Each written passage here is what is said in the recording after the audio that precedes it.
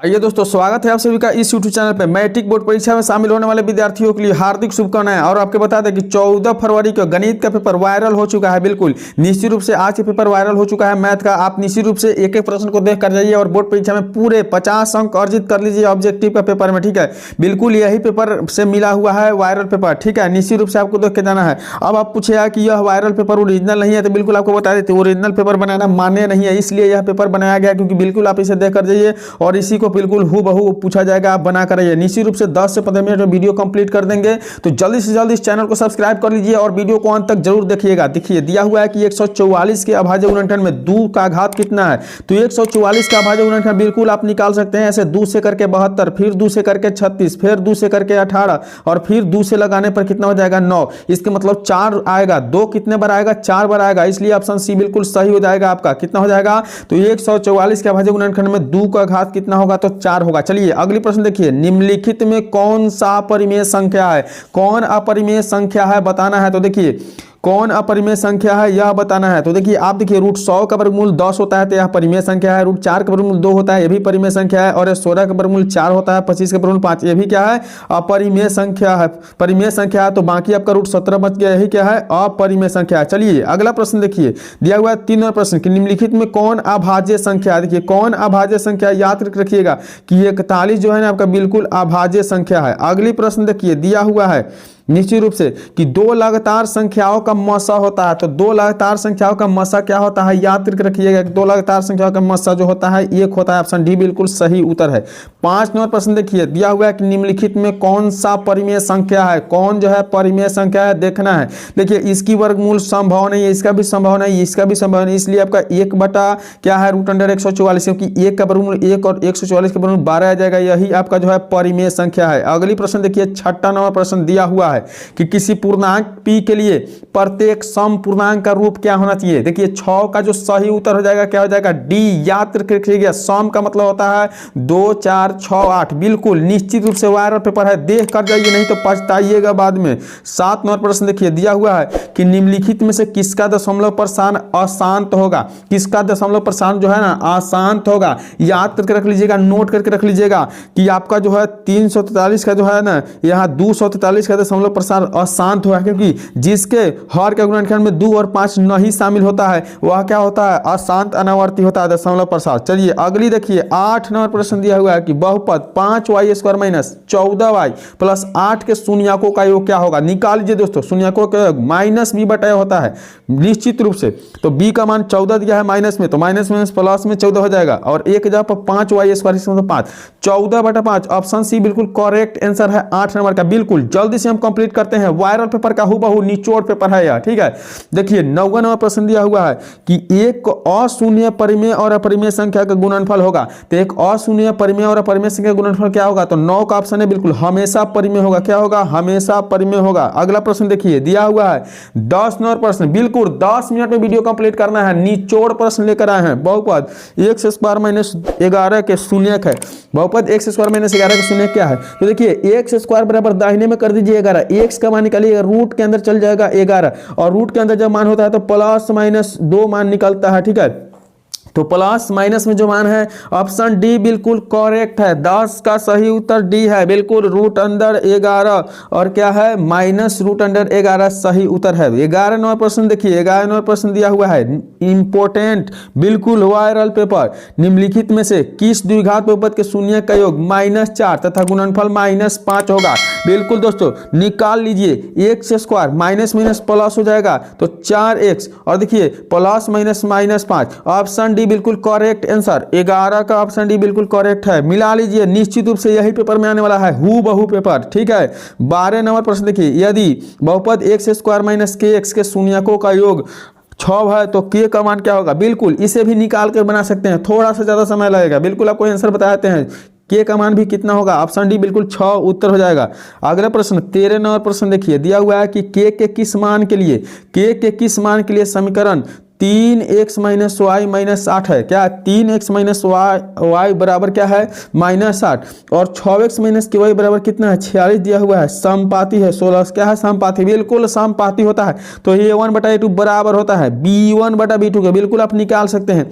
A1 का मान कितना दिया हुआ है 3, A2 का मान कितना दिया हुआ है 6 और B1 का मान कितना दिया हुआ है -1 और यहाँ क्या माइनस क्या देखिए बिल्कुल 3 दूनी 6 1/2 समझ लीजिए कि K का मान कितना हो जाएगा 2 आना चाहिए, बिल्कुल करेक्ट हो जाएगा। K का मान कितना आना चाहिए तो 2 आना चाहिए। देख लीजिए 2 कहाँ है तो बिल्कुल 2 जो है आपका ऑप्शन ए में दिया हुआ है, बिल्कुल करेक्ट आंसर। चलिए 14 नंबर प्रश्न देखिए दिया हुआ है कि शून्यक 4,7 वाले द्विघात बहुपदों की संख्या होगी। शून्यक 4,7 वाले द्विघात बहुपदों की संख्या कितना होगा याद कर लीजिए। वायरल पेपर आ गया है आपके सामने तो 2 होगा। अगला प्रश्न 15 नंबर प्रश्न, निम्नलिखित में से किस समीकरण का एक मूल है 2 है, किस समीकरण का एक मूल जो है ना 2 है, बिल्कुल वायरल पेपर है। देखिए तो वायरल पेपर में से आपका निचोड़ बताया जा रहा है। 15 नंबर प्रश्नों का उत्तर ऑप्शन डी 2x² - 7x + 6 का जो है ना ये को मूल कितना हो जाएगा -2 हो जाएगा।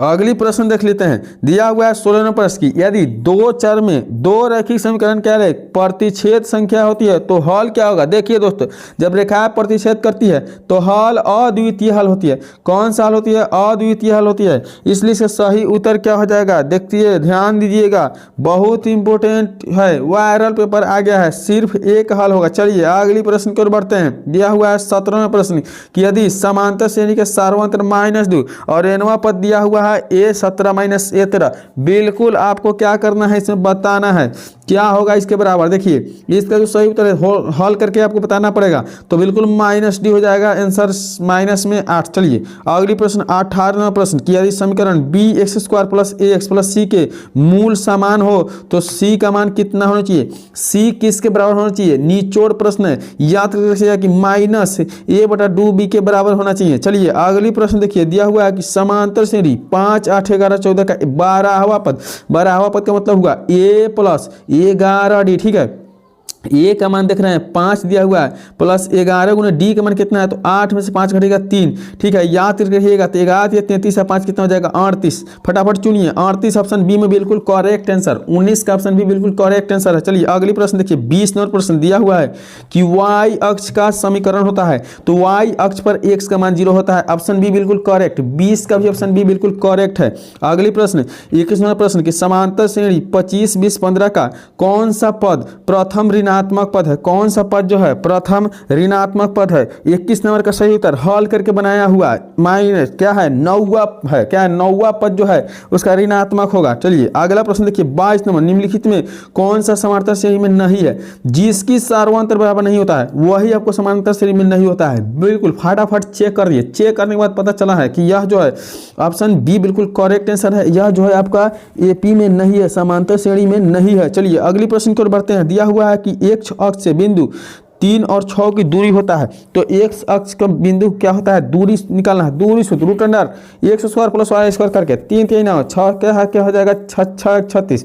आप देखिए कितना इसका आंसर होना चाहिए 45 का ऑप्शन बिल्कुल। देखिए 23 का ऑप्शन बिल्कुल होना चाहिए ए अर्थात 3 इकाई होना चाहिए। चलिए अगली प्रश्न की ओर बढ़ते हैं। अगली प्रश्न दिया हुआ है 24वां प्रश्न कि बिंदु 4.5 और 6.5 किस पाद में स्थित है। देखिए दोनों प्लस है, प्लस का मतलब प्रथम पाद, याद रखिएगा प्लस दोनों हो तो प्रथम पाद में आता है। चलिए अगली प्रश्न 25वां प्रश्न की बिंदु 3, -4 और 1, 2 को मिलाने वाले रेखाखंड के मध्य बिंदु का नियामक क्या होगा। बिल्कुल जोड़ दीजिए 3 में 1 जोड़िएगा 4 बटा में कर दीजिए 2 कॉमा।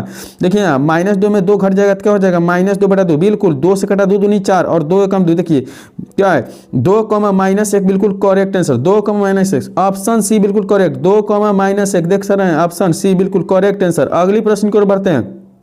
26वां प्रश्न दिया हुआ है कि मूल बिंदु से P क्या है -a, -b की दूरी होता है। याद करके रखिए, नोट करके रखिए। मूल बिंदु का निर्देशांक होता है x² y² दूरी सूत्र।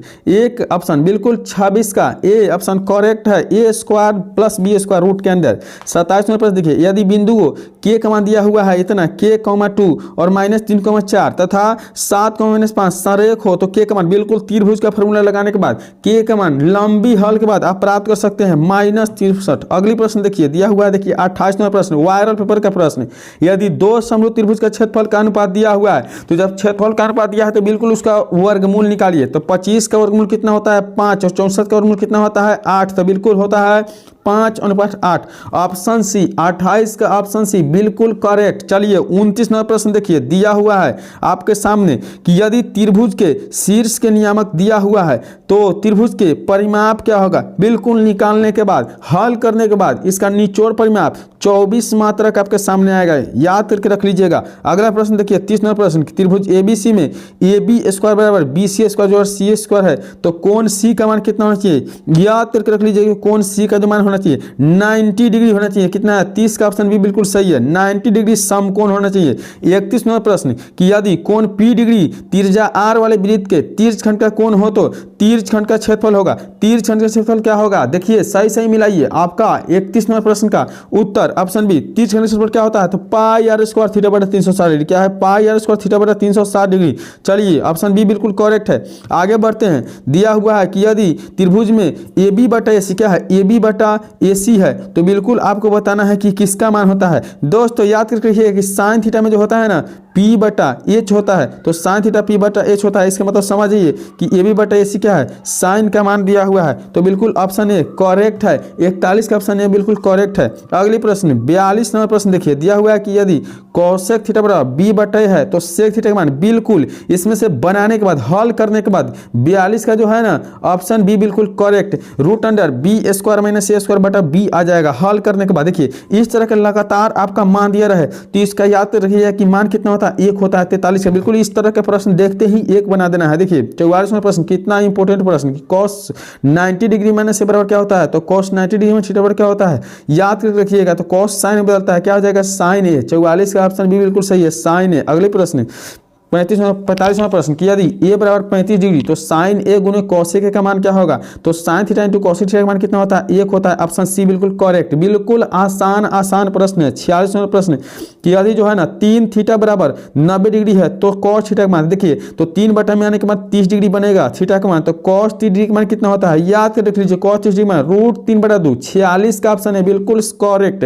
47वां प्रश्न की ओर बढ़ते हैं, दिया हुआ है कि यदि एक वृत्त का क्षेत्रफल 154 सेंटीमीटर स्क्वायर है तो इसकी परिधि क्या होना चाहिए तो त्रिज्या इसका 7 आएगा तो परिधि क्या होता है 2πr। इसका मतलब है कि 2 गुने 7 गुने 22/7, 7 से 7 कटा 22 दूनी 44। ऑप्शन सी बिल्कुल करेक्ट आंसर है, ऑप्शन सी बिल्कुल करेक्ट है। चलिए यहाँ देखिए सेक थीटा जो tan theta into 1 - sin theta का मान क्या होना चाहिए, बिल्कुल हल करने के बाद निचोड़ मान cos थीटा आएगा, क्या आ जाएगा cos थीटा। 49 नंबर प्रश्न कि यदि एक स्तंभ की छाया की लंबाई स्तंभ की ऊंचाई से √3 गुनी हो तो सूर्य का उन्नयन कोण कितना होगा, याद करके रख लीजिए सूर्य का उन्नयन कोण कितना होगा तो बिल्कुल इसका करेक्ट आंसर ऑप्शन बी अर्थात 60 डिग्री। क्या है 60 डिग्री, क्योंकि tan 60 डिग्री का मान क्या होता है √3 होता है। याद करके रखिए, इस तरह के प्रश्न को छोड़कर नहीं आना है, बिल्कुल निचोड़ प्रश्न, वायरल प्रश्न। 51 नंबर यदि एक घनाभ की लंबाई चौड़ाई और ऊंचाई क्रमशः दिया गया है तो विकर्ण होगा √अंडर लंबाई के स्क्वायर यानी 10 के स्क्वायर 100, चौड़ाई के स्क्वायर 8 के स्क्वायर 64, 66, 36 कितना हो जाएगा, रूट के अंदर 200, 200 का वर्गमूल 2 गुने 100, 100 का वर्गमूल 10, 10 √2। देख लीजिए कहाँ है 10 √2, ऑप्शन है बिल्कुल करेक्ट है। 51 का ऑप्शन रूट देखा है। अगला प्रश्न 52वां प्रश्न, यदि किसी घटना की संभव P है तो इसके पूरा घटना क्या होगा, याद रखिएगा पूरा घटना होता है ऑप्शन डी अर्थात 1 - P। क्या है 1 - P, बिल्कुल करेक्ट आंसर। 53 नंबर प्रश्न आंकड़े दिया गया है, इसका परिसर क्या होगा, सबसे अधिकतम संख्या देख लीजिए क्या है 81, सबसे कम संख्या कितना है 12, घटा लीजिए 11 में से 2 गया 9, 7 में से गया 6, 69 कहाँ है खोद लीजिए, ऑप्शन डी में बिल्कुल सही। अधिकतम संख्या में से सबसे कम संख्या घटाने के बाद परिसर को आप ज्ञात कर सकते हैं। अगला प्रश्न 54वां प्रश्न कि यदि किसी घन का प्रत्येक किनारा L है तो उसका संपूर्ण पृष्ठ का क्षेत्रफल तो 4 संपूर्ण 6 गुने भुजा स्क्वायर। देखिए ऑप्शन भी बिल्कुल करेक्ट, 54 का ऑप्शन भी बिल्कुल करेक्ट, ठोक ठेठा के। चलिए 55 नंबर आंकड़े दिया गया, इसका बहुलक क्या है, अधिकतम संख्या बहुलक 9, अधिक बार रिपीट होने वाला संख्या कितना है तो 9 है, बिल्कुल इसका सही उत्तर 55 का बी 9, 55 का बी। अगला प्रश्न निम्नलिखित में कौन केंद्रीय प्रवृत्ति की माप नहीं होती है, याद रखिए कि मानक विचलन नहीं होती है। यहाँ माप पूछा जाए तो माध्यम माध्यक बहुलक होता है लेकिन मानक विचलन नहीं होता है। चलिए अगला प्रश्न देखिए, दिया हुआ है 57वां प्रश्न की निश्चित घटना की परिचिता क्या होती है, यह याद करके निश्चित घटना की परिचिता कितना होता है 1 होता है। चलिए 1 से 57 प्रश्न कंप्लीट किए हैं। अगला वीडियो देखने के लिए तैयार रहिए, आ रहा है शानदार धमकदार वीडियो। चलिए मिलते हैं अगले वीडियो में, तब तक के लिए बाय।